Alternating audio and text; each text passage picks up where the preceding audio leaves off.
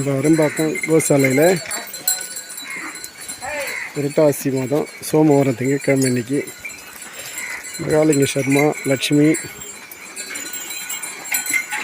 இவர்கள் குடும்பத்தார் இன்றைக்கி காய்கறி பழம் எல்லாம் மாட்டுக்கு உணவளிக்கிறாங்க. இன்றைக்கி அகத்திக்கீரை, வெண்டைக்காய், கொத்தரைக்காய், கத்திரிக்காய், கீரைக்காய், இதெல்லாம் சேர்த்து இன்றைக்கி உணவளிக்கிறாங்க. நம்ம அரும்பாக்கத்தில் இருக்கிற ஆடிட்டர் சந்திரமௌலி சார் அவருடைய கோசாலையில் இந்த ஓரிக்கை சுவாமிகளுடைய உத்தரவு பேரில் அவங்க இன்றைக்கி இந்த சுவாமி கோமாதாவத்தில் இன்றைக்கி உணவளிக்கிறாங்க.